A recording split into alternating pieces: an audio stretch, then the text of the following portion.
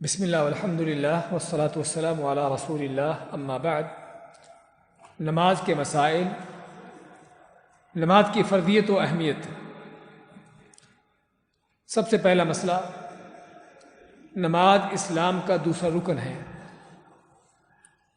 جیسے کہ نبی کریم صلی اللہ علیہ وسلم نے حدیث میں بیان فرمایا ہے، بنی الاسلام علی خمس، شہادت لا الہ الا اللہ وان محمد رسول اللہ واقام الصلاۃ وایتاء الزکاۃ والحج وصوم رمضان، کہ اسلام کی بنیاد 5 چیزوں پر ہے۔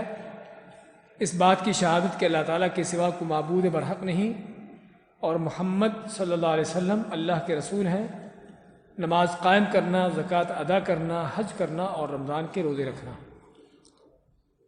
اور نماز اس امت کے لیے وہ تحفہ ہے جو اللہ نے شب معراج میں آپ صلی اللہ علیہ وسلم کو دیا تھا، اور اس میں 50 نمازیں فرض کی،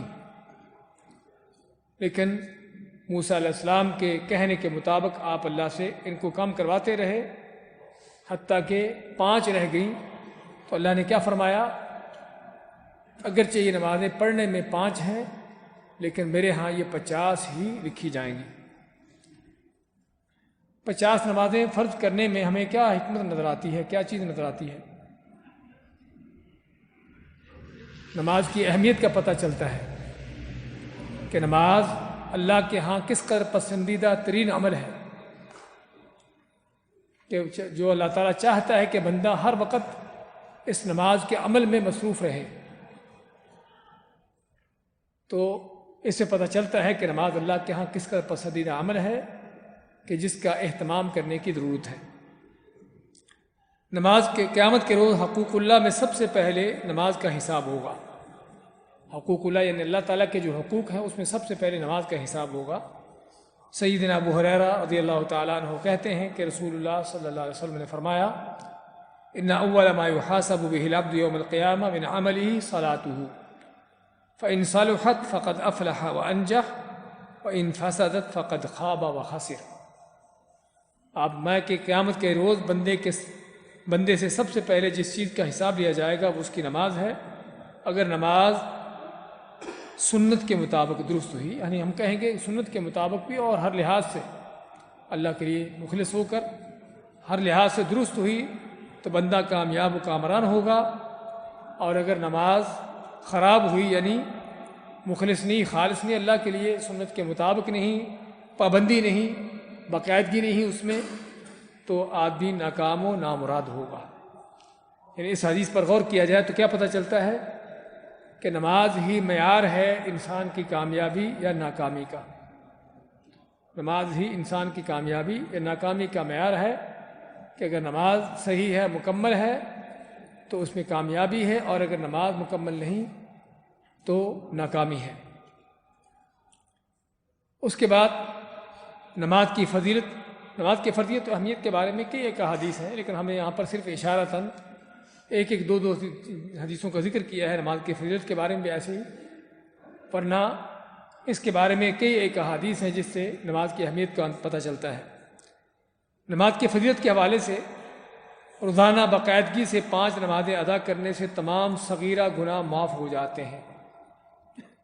سیدنا ابو ہریرہ رضی اللہ تعالیٰ عنہ کہتے ہیں کہ رسول اللہ صلی اللہ علیہ وسلم نے فرمایا، ارأیتم لو ان نہرا بباب احدکم یغتسل فیہ کل یوم 5 ما تقول ذلك یبقى من درنه قالوا لا يبقى من درنه شيئا قال فذلك مثل الصلوات الخمس یمحو اللہ بها الخطایا، کہ تمہارا کیا خیال ہے کہ اگر تم میں سے کوئی کسی کے دروازے پر نہر بہتی ہو اور اس نہر میں ہر روز 5 مرتبہ نہائے تو کیا اس کے بدن پر کوئی میل کچیل باقی رہ جائے گی؟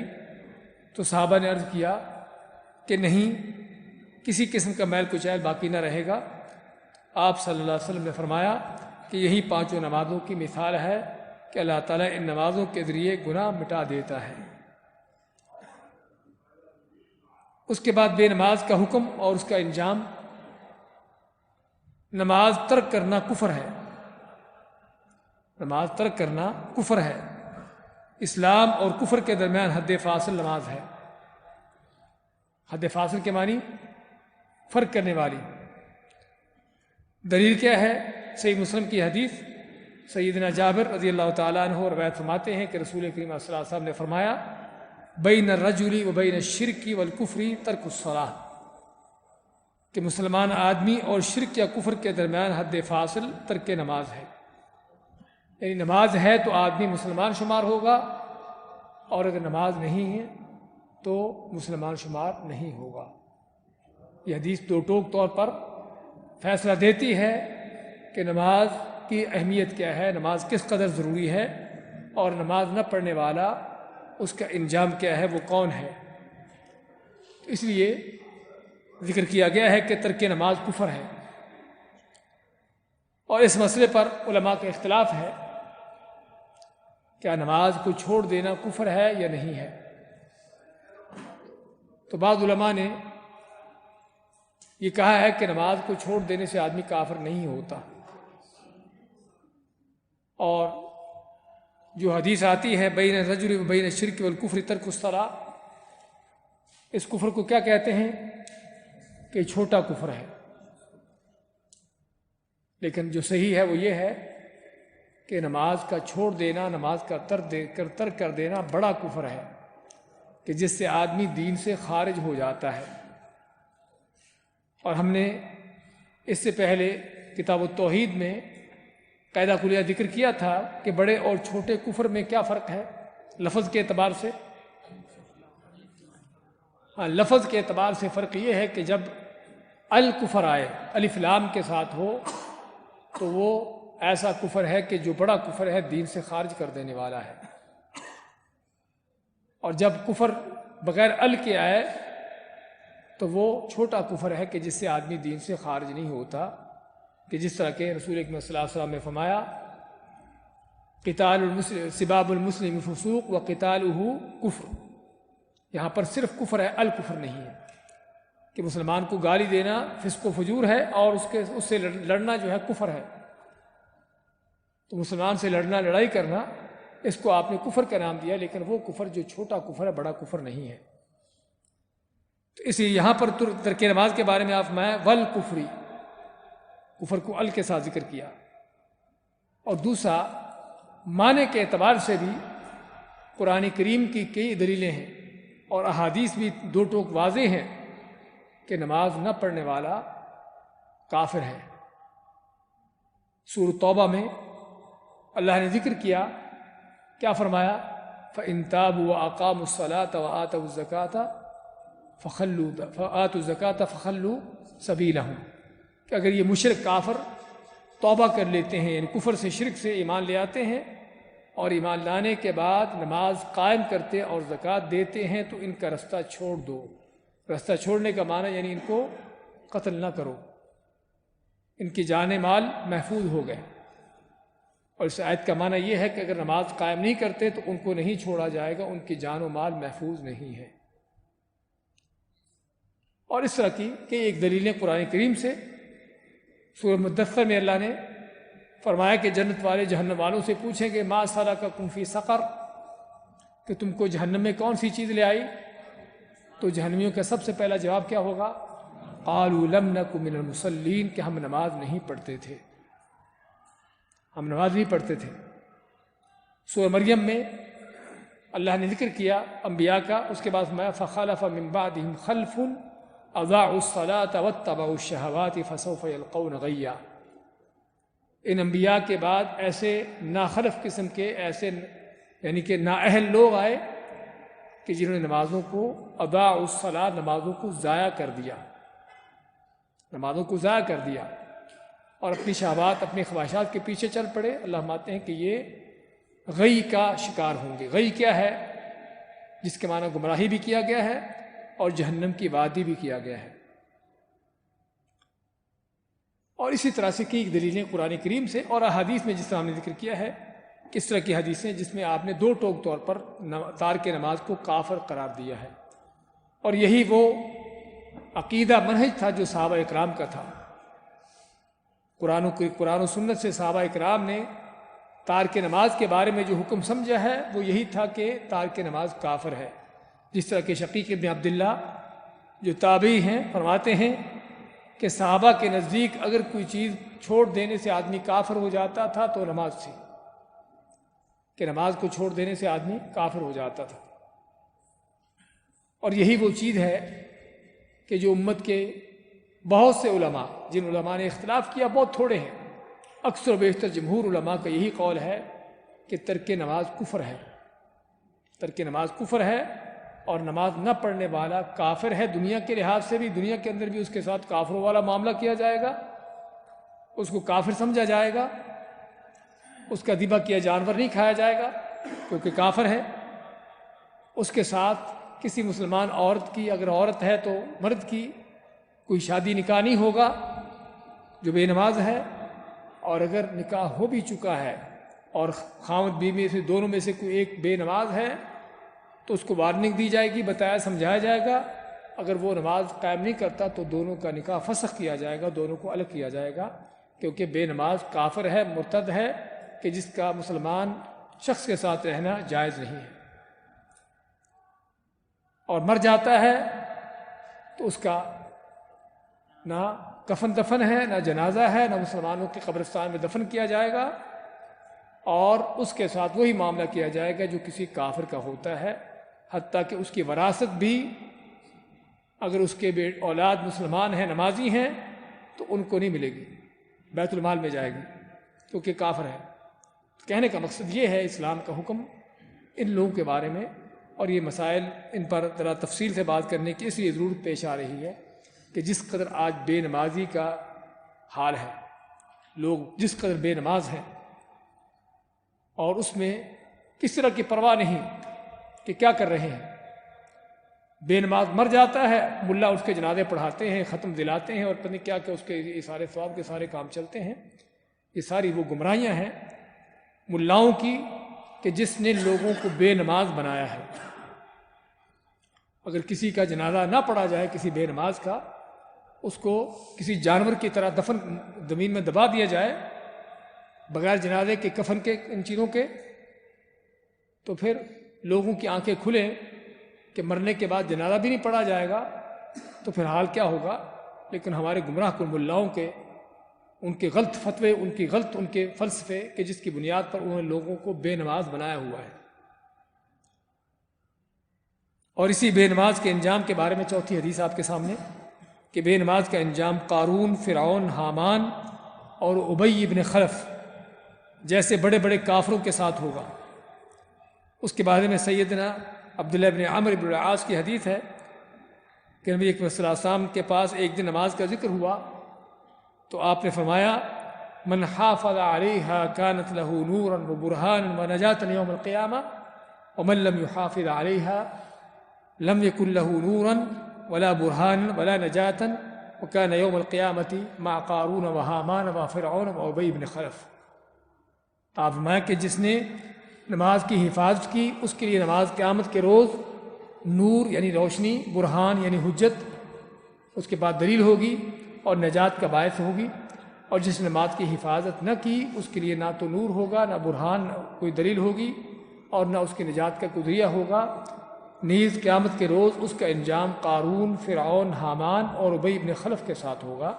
آپ نے کفر کے ان چار بڑے سرداروں کا نام لیا، اور ان کا نام لینے کا مقصد مثال دینا کہ فرعون کو کس نے دین سے روکا؟ اس کی بادشاہت نے۔ قارون کو کس چیز نے دین سے روکا؟ اس کے مال نے۔ اور قارون کو اور حامان کو کس نے روکا؟ اس کے منصب نے، کیونکہ وزیر تھا فرعون کا، اس کے منصب نے۔ اور ابی بن خلف کو اس کی سرداری نے۔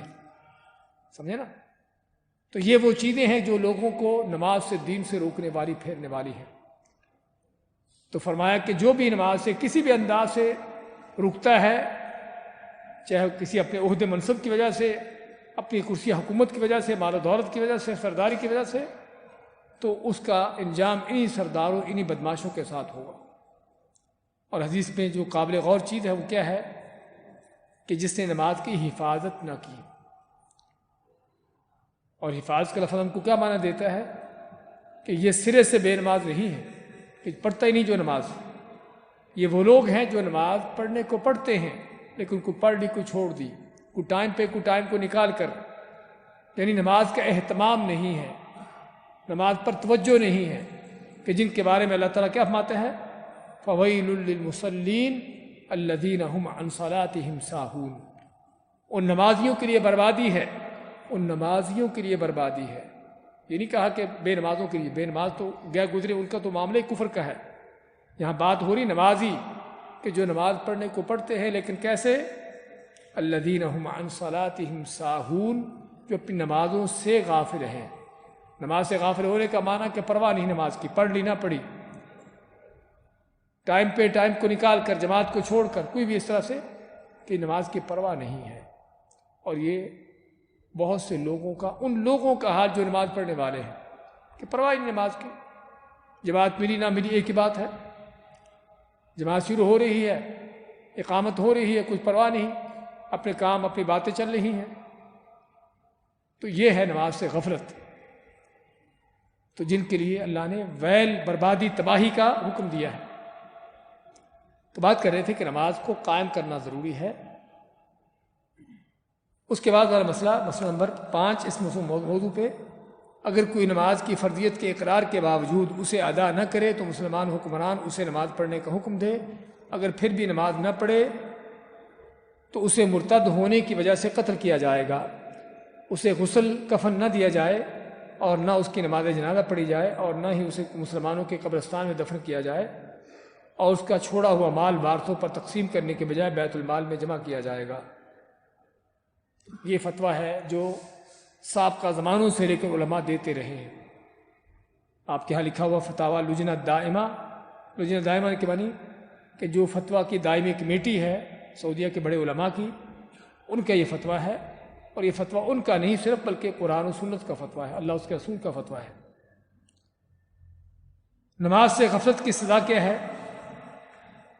نماز سے غفلت، پرواہ نہ کرنا، اہتمام نہ کرنا، اس کے بارے میں سیدنا سمرہ بن جندب کی حدیث ہے، فرماتے ہیں لمبی حدیث کہ جس میں آپ نے جہنمیوں کے مختلف طرح کے مناظر دیکھے.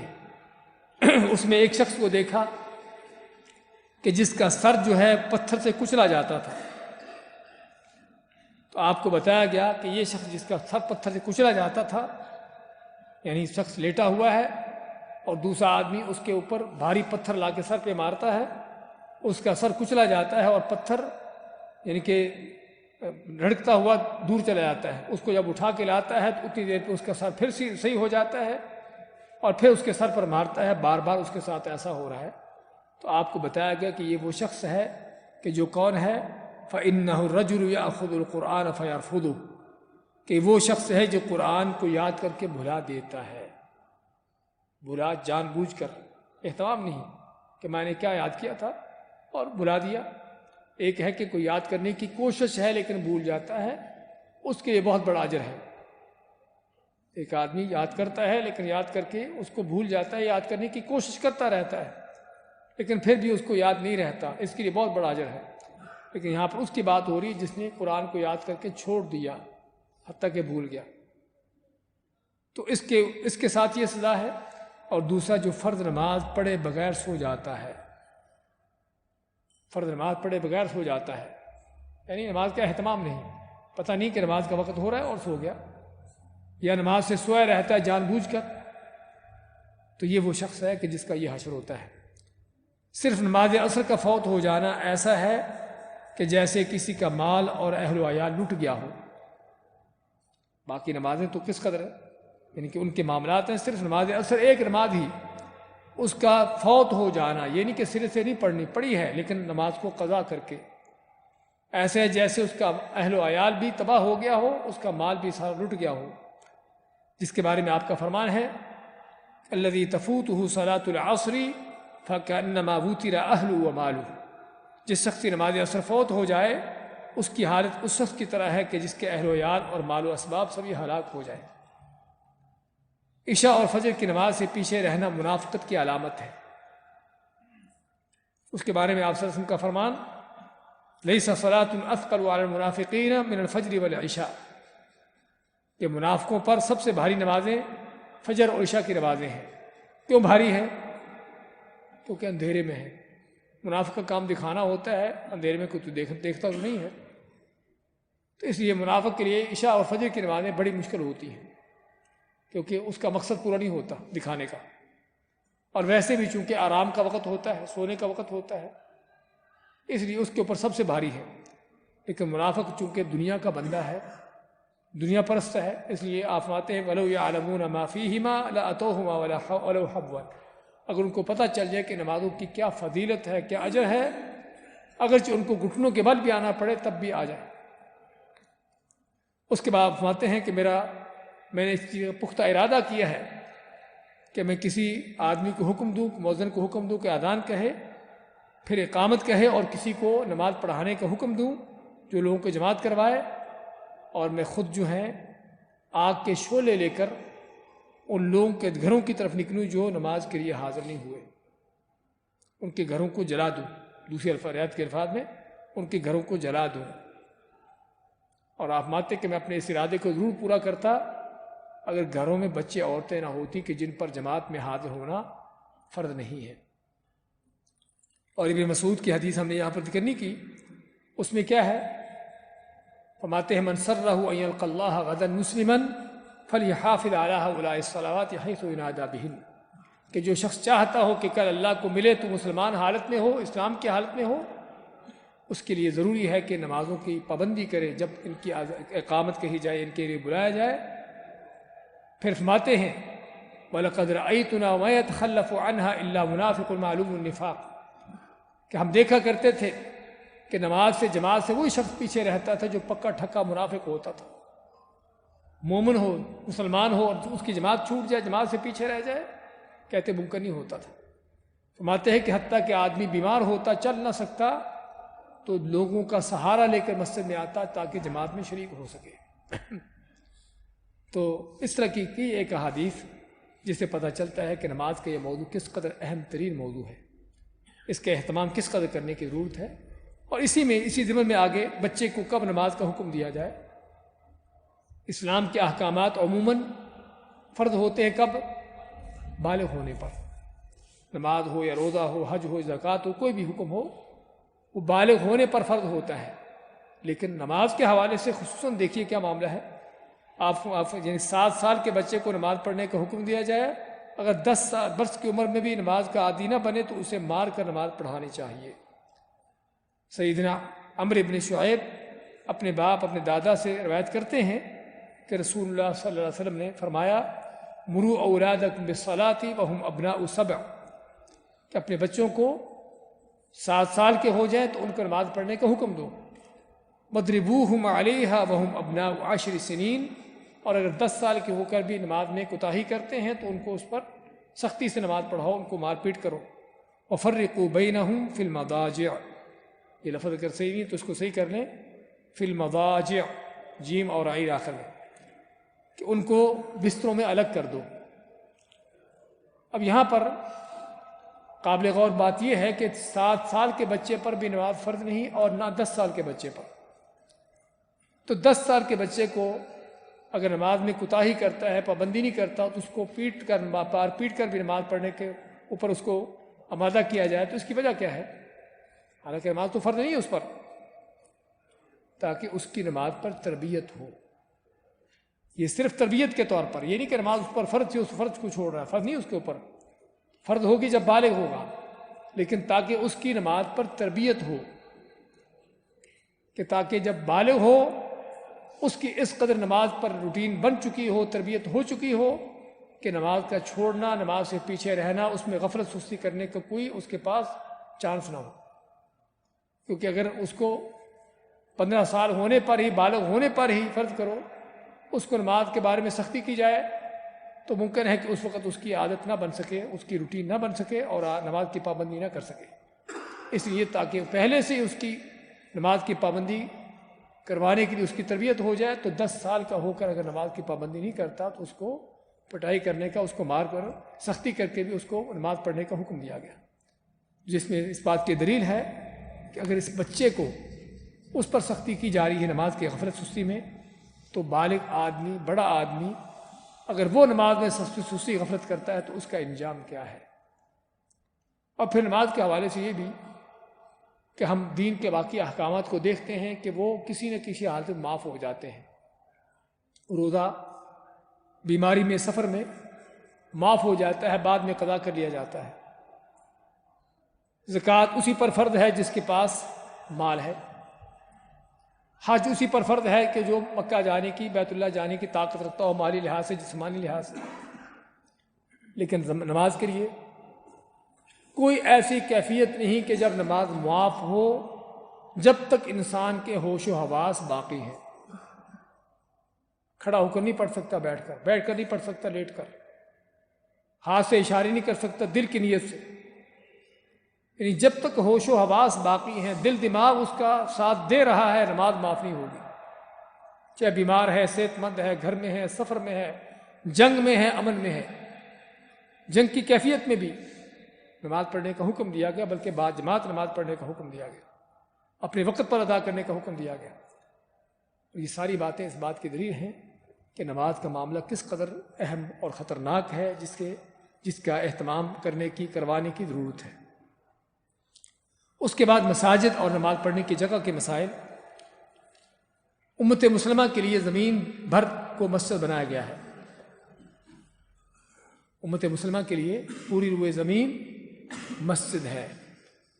سیدنا جابر رضی اللہ تعالیٰ عنہ روایت فرماتے ہیں کہ رسول اللہ صلی اللہ علیہ وسلم نے فرمایا، جعلت لی الارض مسجدا وطہورا ایما رجل من امتی ادرکتہ الصلاۃ فلیصلی، کہ میرے لیے زمین کو مسجد اور مٹی کو پاک کرنے والا بنا دیا گیا ہے، لہذا میری امت کے لوگوں کو جہاں کہیں بھی نماز کا وقت آئے اسے ادا کر لیں۔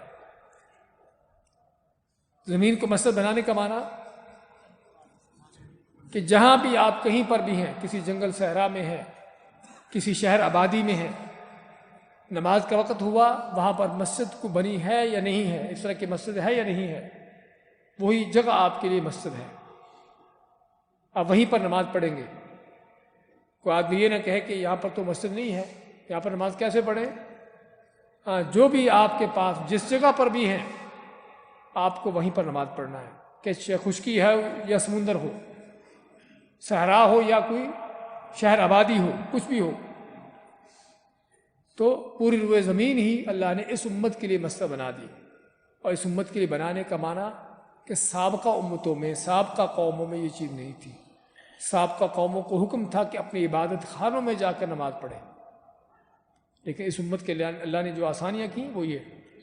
اور اس طرح طہارت کے حوالے سے بھی پانی نہیں ملتا تو روئے زمین کی پوری مٹی جو ہے، ریت ہے، مٹی ہے، وہ سبھی آپ کے لیے طہارت کا ذریعہ ہے۔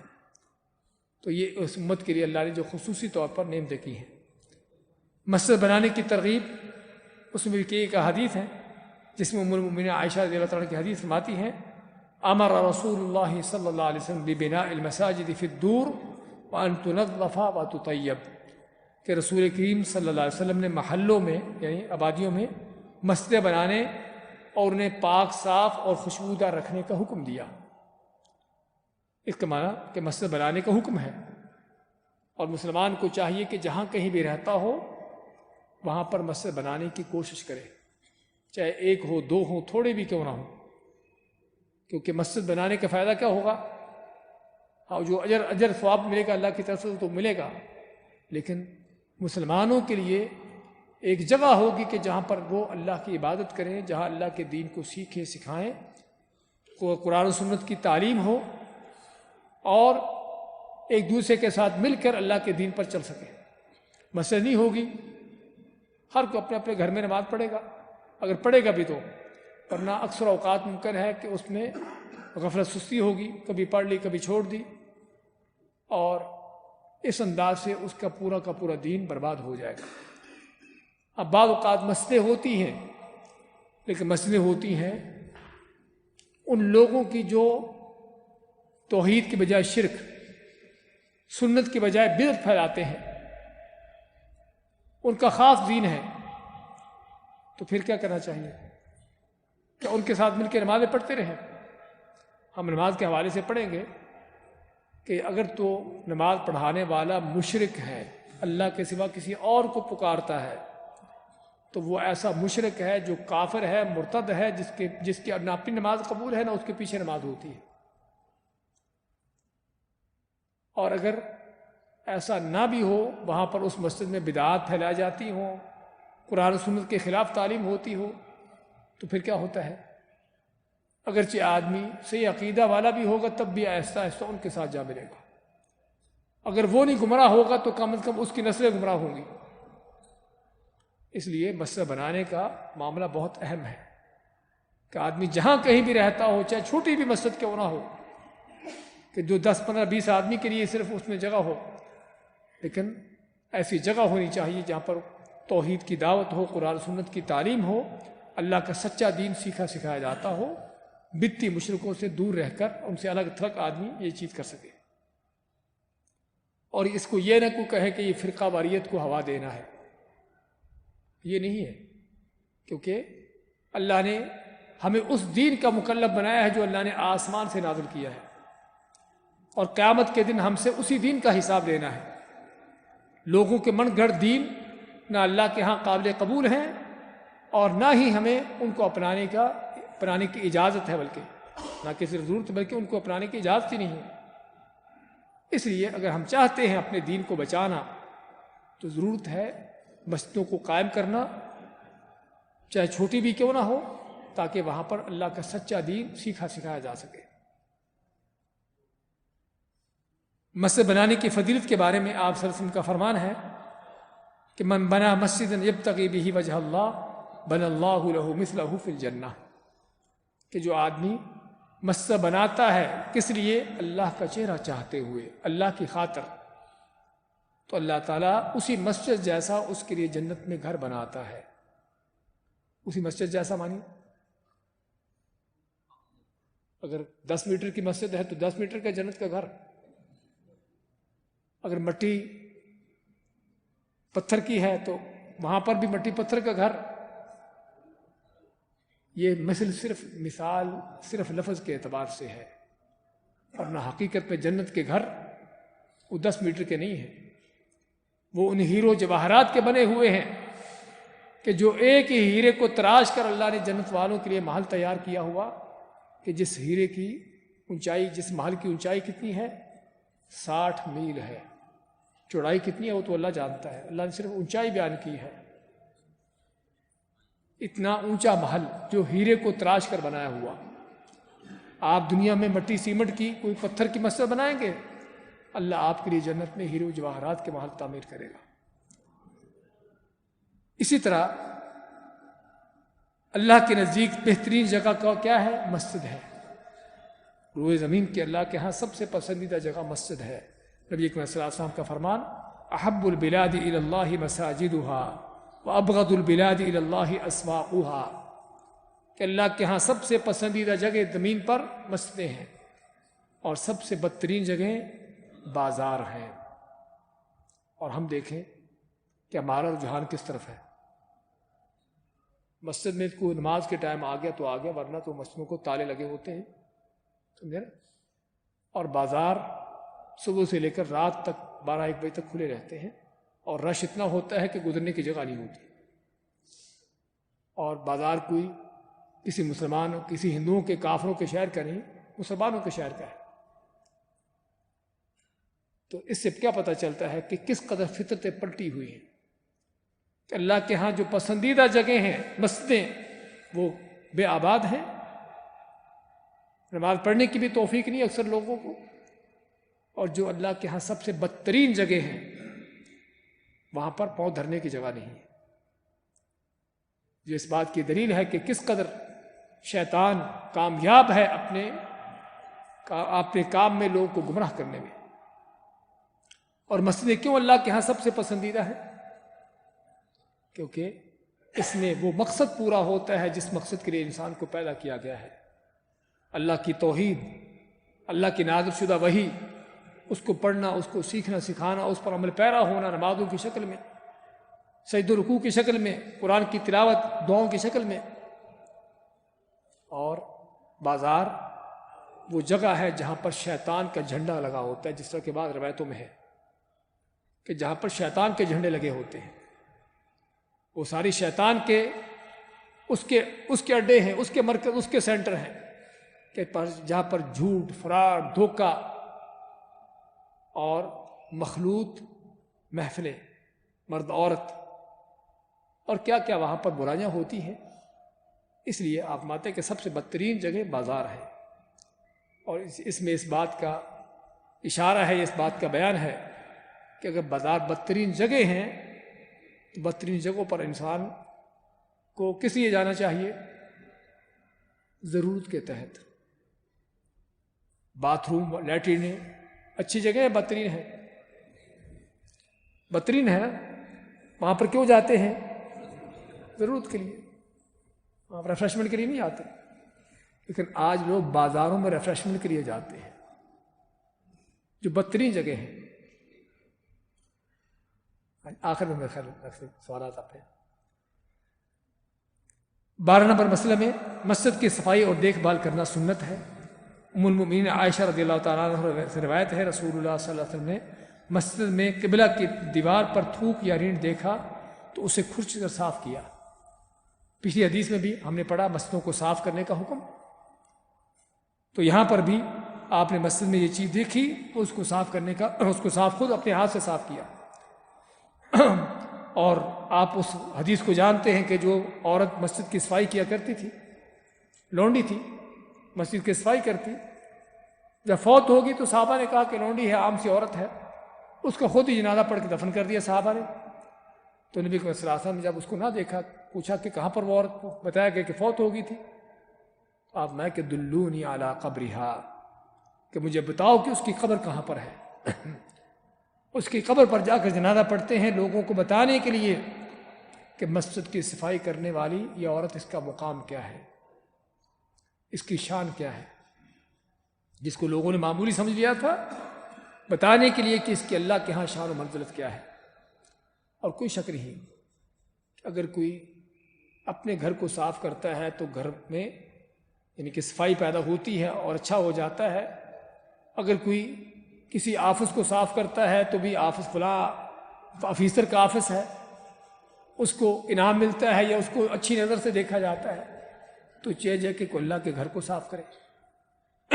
اس میں کیا اجر ہے؟ نمازی کے آس پاس کوئی ایسی چیز نہیں ہونی چاہیے کہ جس سے اس کی توجہ نماز سے ہٹ جائے۔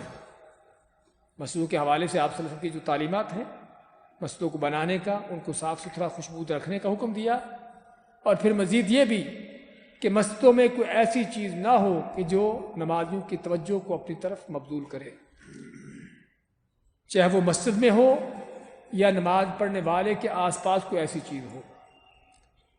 اس بارے میں آپ کے سامنے حدیثیں ہیں کہ آپ نے ایک چادر تھی جس میں نماز پڑھی،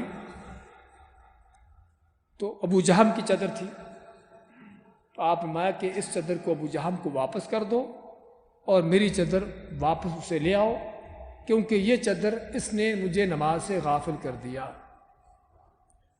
کیونکہ اس چادر میں کیا تھا، وہ نقش و نگار تھے، تو نماز پڑھتے ہوئے اللہ کے نبی صلی اللہ علیہ وسلم کی نظر ان نقش و نگار پر جا پڑی، تو آپ میں کہ اس چادر کو اسے واپس کر دو جس کی ہے، اور اس سے وہ چادر لے کے آؤ جو سادہ ہے، جس میں نقش و نگار نہیں ہے، کہ تاکہ میں نماز کو تسلی سے اور یکسوئی کے ساتھ پڑھ سکوں، جس میں توجہ جو ہے نماز کی طرف رہے۔ اسی طرح حضرت عائشہ رضی اللہ تعالیٰ عنہ نے ایک پردہ لٹکایا تھا کہ جس میں کوئی تصویریں وغیرہ تھیں، تو آپ نے فرمایا کہ امیتی عنا قرامک ھذا، کہ ہم سے یہ پردہ اپنا ہٹا دو۔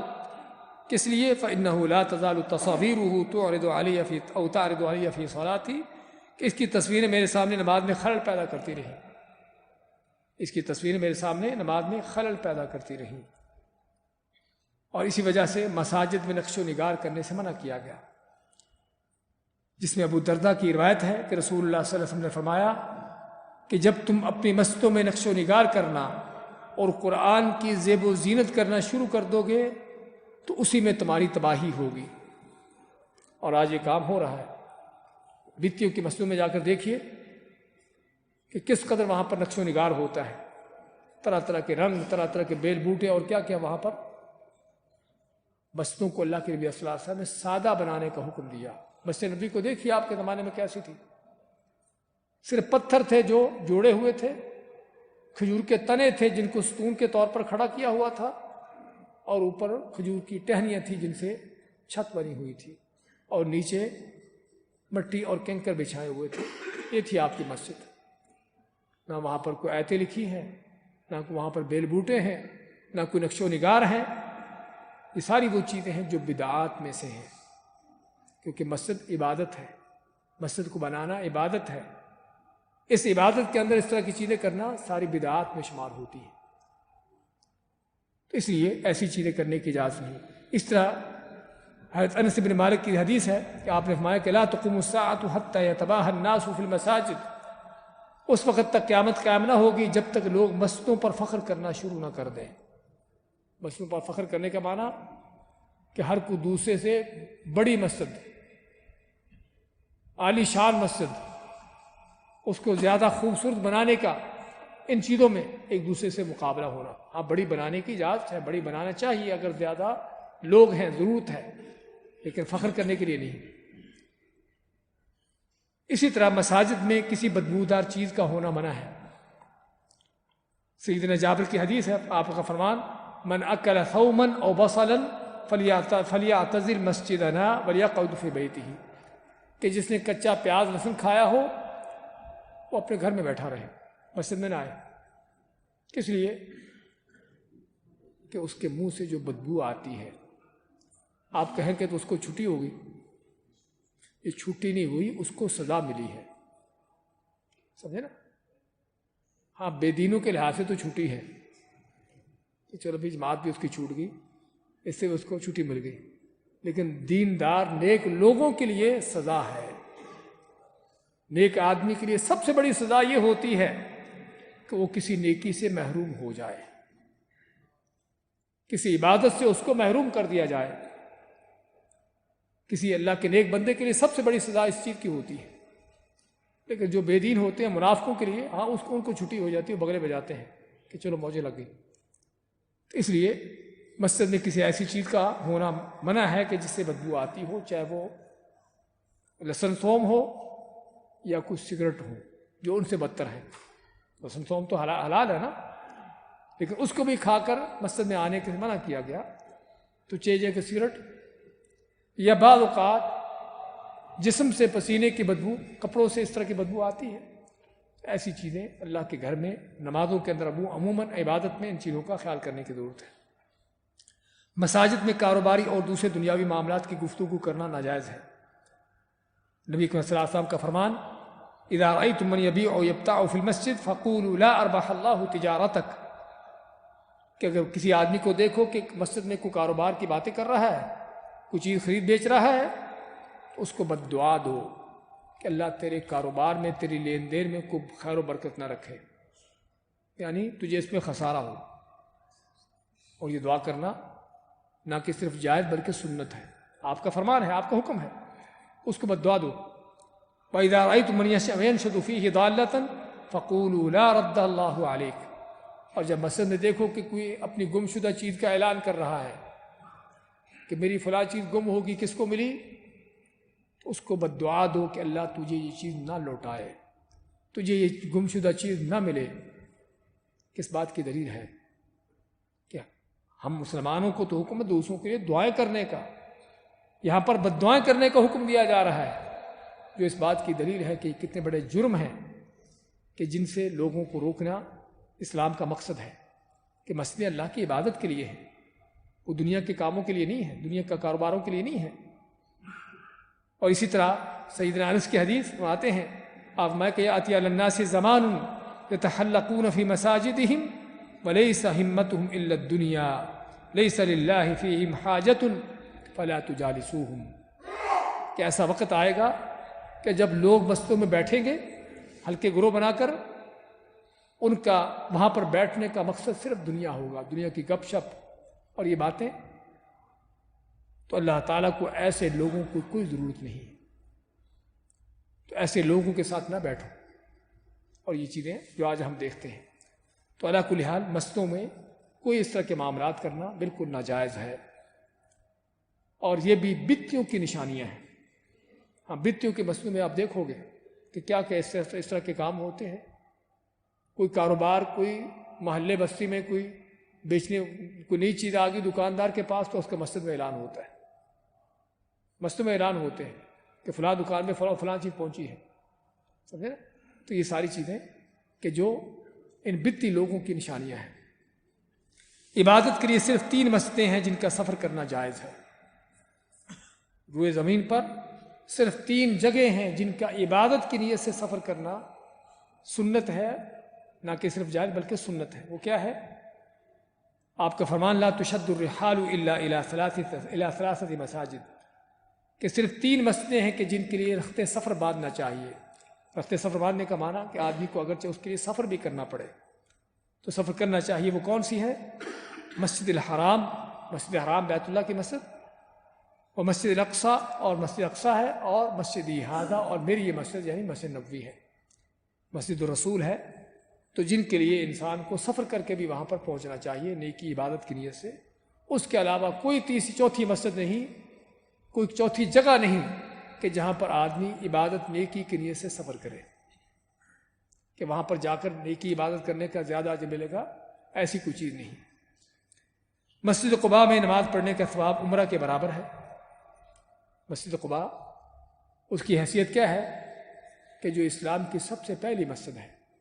نبی کریم علیہ السلام جب مدینہ پہنچتے ہجرت کر کے، تو وہاں پر پہنچ کر سب سے پہلے آپ نے یہ مسجد تعمیر کی، اور پھر اس کو تعمیر کرنے کے بعد آپ ہر ہفتہ کے دن مسجد قباء میں کبھی پیدل اور کبھی سوار آیا کرتے، اور آپ فرمایا کہ جو بھی آدمی اس میں آتا ہے اور آ کے نماز پڑھتا ہے اس کو عمرے کے برابر ثواب ملتا ہے۔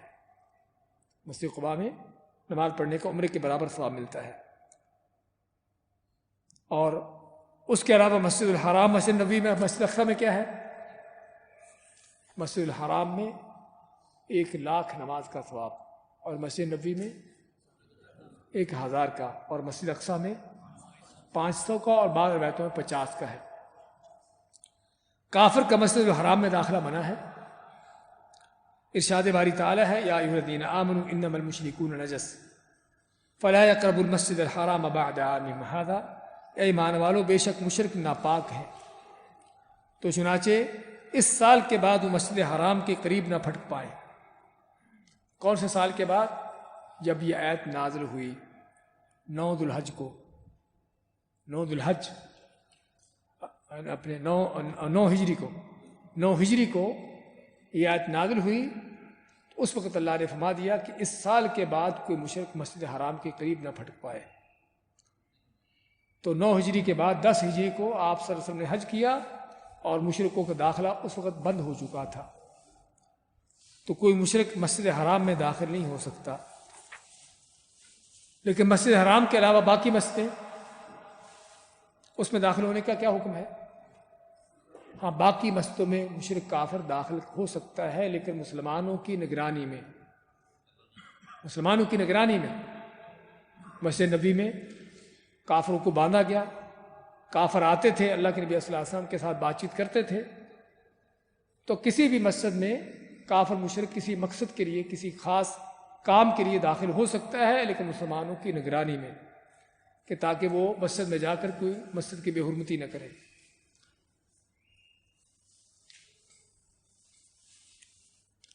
مسجد میں معمولی قسم کے کھیل جائز ہیں، معمولی قسم کے کھیل کھیلے جا سکتے ہیں۔ ام المومنین عائشہ رضی اللہ تعالیٰ عنہ فرماتی ہیں کہ میں نے رسول اللہ صلی اللہ علیہ وسلم کو دیکھا کہ آپ میرے لیے پردہ بنے ہوئے تھے، اور میں مسجد نبوی میں حبشیوں کو کھیل کو دیکھ رہی تھی۔ عید کا دن تھا، حبشی تھے مسجد میں نیزوں کے ساتھ کھیل رہے تھے، تو نبی صلی اللہ علیہ وسلم نے حضرت عائشہ کو فرمایا کہ کیا تم کو دیکھنا چاہتی ہو؟ تو آپ صلی اللہ علیہ وسلم آگے کھڑے ہو گئے، اور حضرت عائشہ پیچھے تھی، ان کے پردے کے طور پر آپ ان کو پردہ کیے ہوئے تھے، تو حضرت عائشہ ان کو کھیل ان کا دیکھ رہی تھی جو مسجد میں کھیل رہے تھے۔ اس طرح کے کھیل جس میں مسجد کی بے حرمتی نہ ہو، مسجد میں ایسے معمولی قسم کے کھیل، نیزوں جیسے، اس طرح کی چیز کی جا سکتی ہے۔ حمام، قبرستان اور اونٹوں کے باڑے میں نماز پڑھنا منع ہے، یعنی اس کے علاوہ کون سی جگہ جہاں پر نماز نہیں ہوتی؟ پہلے ہم نے پڑھا ہے کہ پوری روئے زمین مسجد ہے، کہ جہاں بھی نماز کا وقت ہو پڑھ سکتے ہیں، لیکن کچھ وہ جگہ ہیں جہاں پر نماز پڑھنے سے منع کیا گیا ہے، اس میں حمام ہے، لیٹرین ہے کیونکہ ناپاک ہے، قبرستان ہے کیونکہ وہاں پر نماز پڑھنے سے شرک کا دروازہ کھلتا ہے، اور اونٹوں کے باڑے میں کیونکہ اونٹ سرکش جانور ہے، تم کہیں نماز پڑھنے والے کو کوئی نقصان پہنچا دے، تو اس لیے آپ فرمایا کہ الارض کلھا مسجد، کہ روئے زمین پوری کی پوری مسجد ہے، الا المقبرۃ والحمام، سوائے قبرستان کے اور حمام کے۔ اور اسی طرح حضرت ابو ہریرہ کی حدیث آپ فرماتے ہیں صلوا فی مرابض الغنم، کہ بکریوں کے باڑے میں نماز پڑھ لو، ولا تصلوا فی معاط الابل، لیکن اونٹوں کے باڑے میں نماز نہ پڑھو۔ بکریوں کے بارے میں نماز پڑھنے سے ہمیں کیا ملتا ہے کہ کھائے جانے والے جانوروں کے گوبر پیشاب پاک ہے ناپاک ہے؟ ہاں، ناپاک نہیں ہے بلکہ پاک ہے، کیونکہ ناپاک ہوتے تو وہاں پر نماز پڑھنے کی اجازت نہ دی جاتی، لیکن اونٹوں کے باڑے میں چونکہ سرکش جانور ہے اس لیے منع کیا گیا۔ قبروں کے پاس نماز پڑھنا منع ہے، ام المؤمنین عائشہ رضی اللہ تعالیٰ عنہ کی، اور اس میں کی ایک حدیثیں ہیں کہ لعن اللہ الیہود والنصارى اتخذوا قبور انبیائہم مساجد، کہ اللہ کی لعنت ہو یہود و نصارہ پر کہ جنہوں نے اپنے نبیوں کی قبروں کو عبادت گاہ بنا لیا۔ عبادت گاہ بنانے کے معنی کہ وہاں پر نمازیں پڑھتے، ذکر کرتے، کوئی چلے کاٹتے، کوئی اس طرح کے کام کرتے، تو ان پر اللہ کی لعنت ہے، جس سے معلوم ہوا کہ قبروں کے آس پاس بیٹھ کر عبادتیں کرنا یہ ملعون کام ہے، لعنتیوں کا کام ہے۔